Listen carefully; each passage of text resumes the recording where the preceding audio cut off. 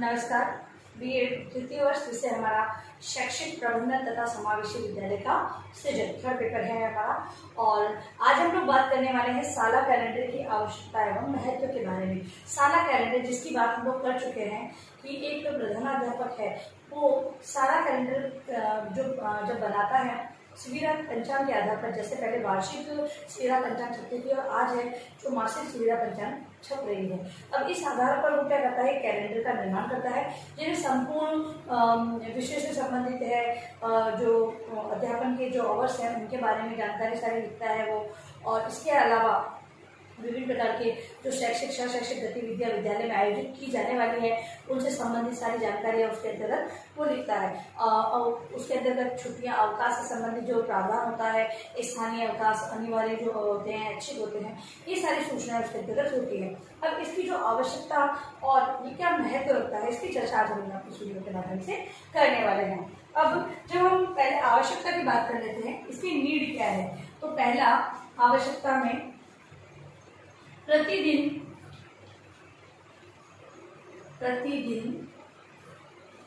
निर्धारित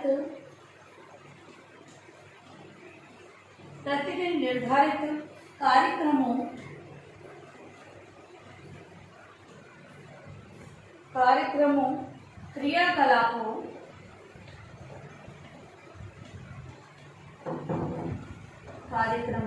क्रियाकलापों तथा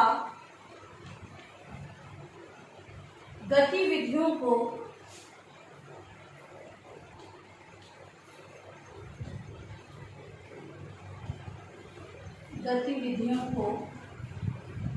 समयबद्ध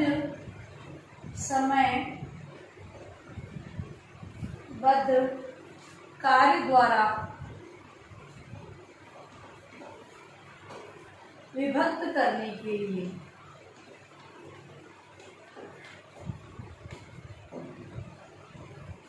पहली जो आवश्यकता है वो ये है कि प्रतिदिन जो रोज निर्धारित जो कार्यक्रम या क्रियाकलाप है तथा गतिविधियां हैं उनको समयबद्ध कार्य द्वारा विभक्त करने के लिए। कहने का तात्पर्य यह है कि यदि अगर कोई अध्यापक कक्षा में किस विषय को पढ़ा रहा है या फिर विद्यालय में आकर सर्वप्रथम कौन सा कार्यक्रम किया जाना है, जैसे शनिवार को बाल सभाएं निर्धारित होती है, बाल सभा होती है। इसके अलावा विभिन्न प्रकार की जो पेरेंट्स टीचर मीटिंग रखी जाती है, जो मंथ के लास्ट में रखी जाती है, यदि उसके बारे में जानना है, ठीक है, तो ऐसी जो सारी गतिविधियां कार्यक्रम हैं उनको सुचारू रूप से चलाने हेतु यानी कार्य को विभक्त करने के लिए कि कौन से क्लास में कौन सा अध्यापक कौन सा विषय पढ़ाएगा, इससे संबंधित जो जानकारी चाहिए, तो उस हेतु साला कैलेंडर बनाना बहुत ही आवश्यक है। अब अगला है विद्यालय व्यवस्था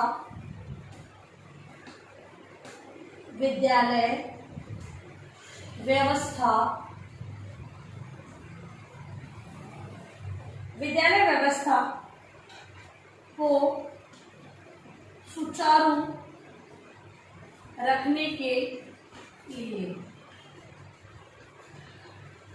अब जो विद्यालय की व्यवस्था है, यदि सभी काम समयबद्ध रूप से विभक्त कर दिए जाएंगे और इनका जो कार्यक्रम है वो उसी प्रकार से चलेंगे, सही प्रकार से चलेंगे, तो विद्यालय की व्यवस्था क्या रहेगी, सुचारू रहेगी। अगर मान लो वो टाइम टेबल डिसाइड ही नहीं है तो कौन सा अध्यापक किस कक्षा में जाएगा ये ऐसा भी पता नहीं चलेगा, कौन सी क्लास।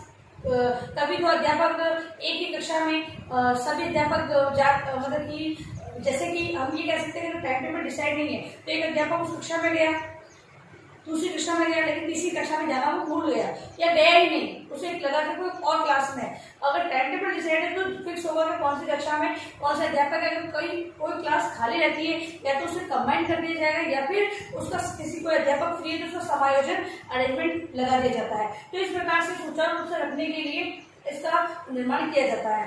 अब है अहितकर परिणामों संबंधी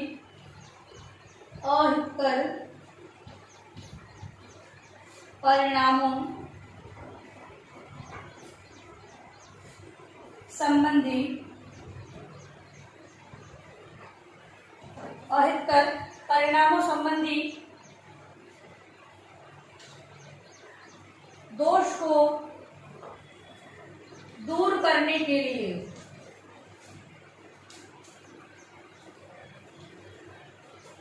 अगला जो आवश्यकता है वो है अहितकर, मतलब कि जो विद्यालय व्यवस्था के लिए अहितकर है, मतलब कि जो विद्यालय के हित में नहीं है।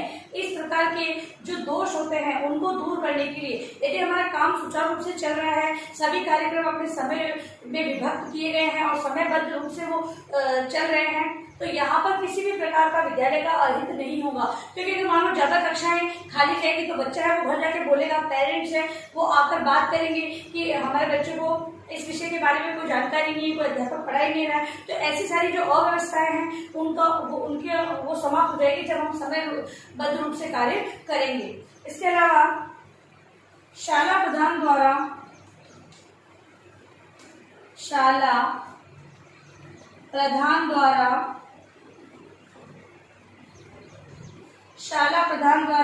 प्रत्येक शिक्षक के लिए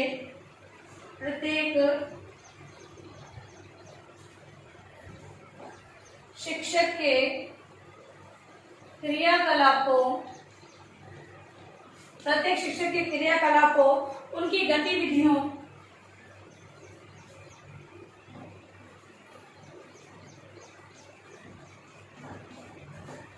गतिविधियों तथा गृह कार्य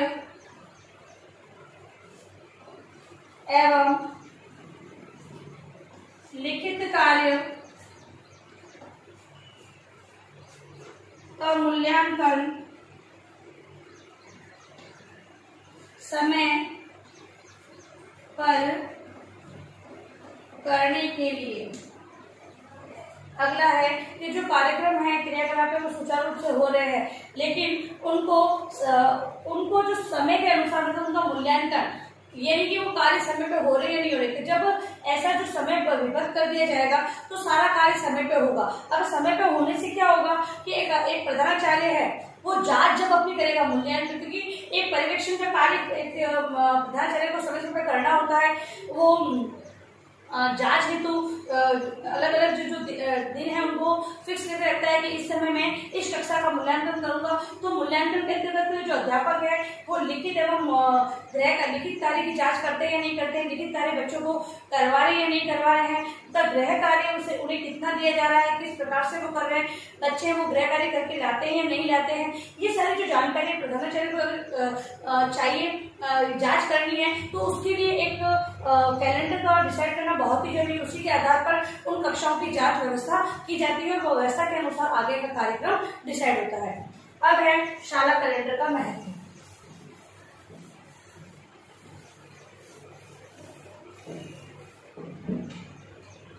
महत्व के अंतर्गत सबसे पहला है शाला कैलेंडर।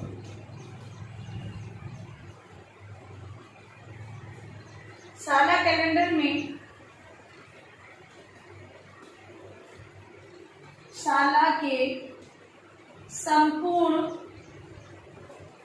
संपूर्ण तथा विभिन्न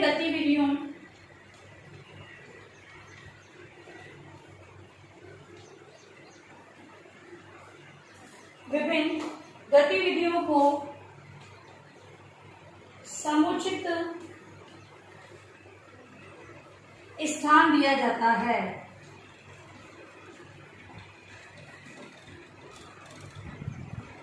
जो शाला कैलेंडर है उसके अंतर्गत विद्यालय की जो संपूर्ण गतिविधियां हैं, जो गतिविधियां विद्यालय में चल रही है, उन्हें मतलब कि समुचित स्थान, मतलब कि कोई भी गतिविधि बाकी, क्योंकि अगर जब हमारे पास डिसाइड है कि कौन सी गतिविधि किस माह में करवाई जानी है या फिर विद्यालय के अंतर्गत जो वर्किंग आवर्स है उसके अंतर्गत ऐसा कार्यक्रम है वो रखना है, तो वो सारा पहले से डिसाइड है। तो यहाँ पर किसी की भी रिपीटेशन नहीं होता है तथा कोई भी जो गतिविधि है वो बाकी नहीं रहती है। ठीक है, तो इस प्रकार से जब डिसाइड हो रखा होता है तो सारे काम समय पे होते हैं और सारी गतिविधियों को उचित समय मिलता है।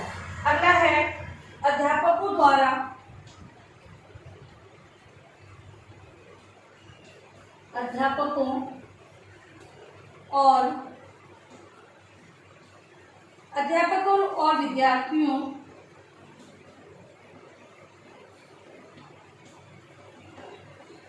और विद्यार्थियों को अपने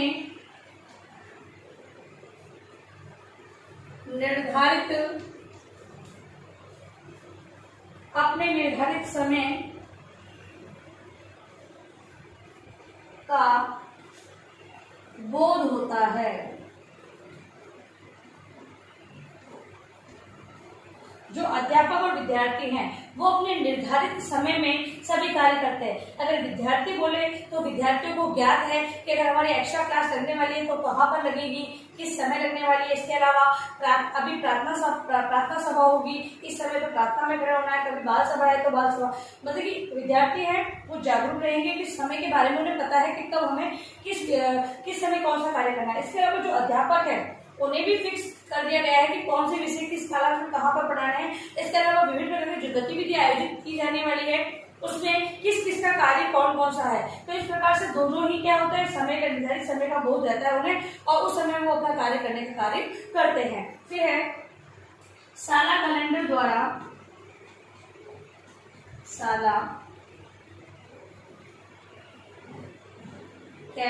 द्वारा विद्यार्थियों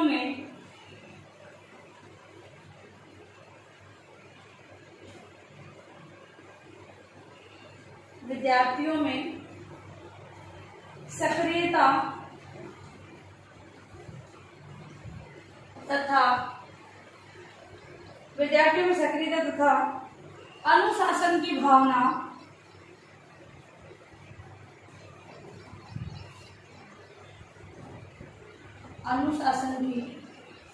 भावना का विकास होता है।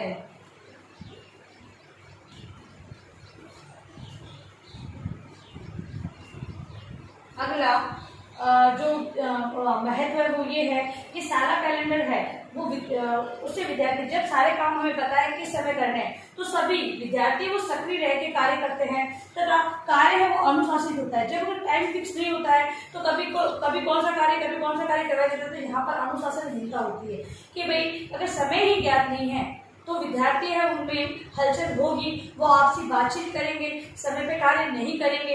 ये सारी चीजें अनुशासनहीनता के अंतर्गत आती है। कभी कभी अध्यापकों से भी वो बहस कर लेंगे।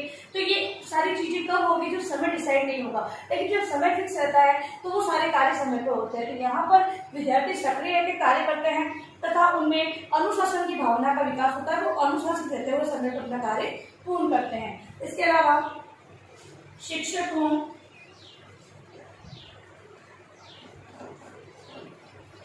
की कार्य के प्रति उदासीनता समाप्त होती है। उदासीनता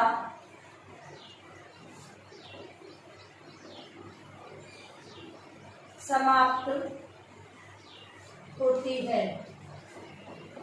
चूंकि कार्यक्रम पहले से डिसाइड है, समय का निर्धारण पहले से हो चुका है तथा कार्य कौन सा कार्य किसको करना है ये भी पूरा फिक्स है। तो यहाँ पर क्या होगी, अध्यापक उदासीन नहीं रहकर सक्रिय रहकर कार्य करते हैं क्योंकि पता है कि हमें ये कार्य करना है और किसी कौन सा कार्य करना है। तो ये सारा डिसाइड तो पहले से पूर्व तैयारी किए हुए रहते हैं तथा एकदम सक्रिय रहकर वो अपनी भूमिका निभाते हैं और कार्य को बिल्कुल सही प्रकार से वहन करते हैं। अगला है मस्तिष्क में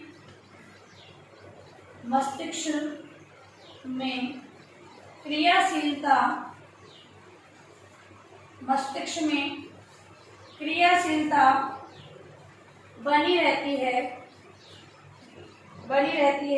क्योंकि यह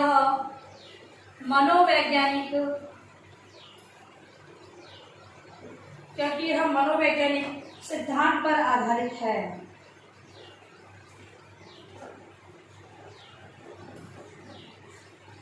अब अगली बात यह है कि महत्व ये है इसका कि मस्तिष्क में क्रियाशीलता बनी रहती है क्योंकि जो भी विद्यालय से संबंधित शैक्षिक जो गतिविधियां या कार्यक्रम है वो सभी उनका जो निर्धारण किया गया है वो मनोवैज्ञानिक ढंग से किया गया है। जैसे कि अगर कालांशों की व्यवस्था की गई है तो कठिन कालांश कब लगाए जाएंगे, जो भाषा के कालांश कब लगाए जाएंगे, ये सारा मनोवैज्ञानिक जो बालक की मानसिक स्थिति तथा अध्यापक के लिए भी जो समय सारणी का निर्माण किया जाता है वो भी इस आधार पर एक अध्यापक को लगातार कठिन विषय अगर दे दिए जाएंगे तो वो किस प्रकार से अपने आप को बर्डन मतलब उसका जो मानसिक स्थिति ऐसी हो जाएगी कि वो सही प्रकार से अपना शिक्षण का कार्य नहीं करवा पाएगा। उस चीज को भी ध्यान में रखकर सारे जो कार्यक्रम होते हैं उसको डिसाइड किया जाता है। इसीलिए ये मनोवैज्ञानिक आधार पर बना हुआ है। इसलिए यहाँ पर जो अध्यापक है वो हमेशा क्रियाशील रहते हैं तथा विद्यार्थी वो भी अपना कार्य सक्रिय रहकर करते हैं। तो इस प्रकार से हम लोगों ने आज देखा कि शाला कैलेंडर है वो बहुत ही शाला के लिए मतलब विद्यालय के लिए बहुत ही आवश्यक है तथा उसका जो महत्व सभी प्रकार से अगर संपूर्ण दृष्टि से अगर उसका महत्व देखें तो बहुत ही महत्व रखता है। अब देखिए अपना गृह कार्य प्रश्न आप लोग।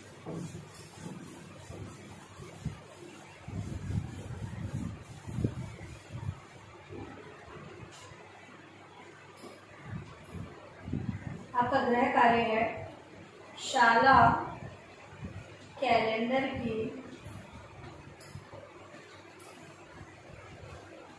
आवश्यकता एवं महत्व को स्पष्ट करें।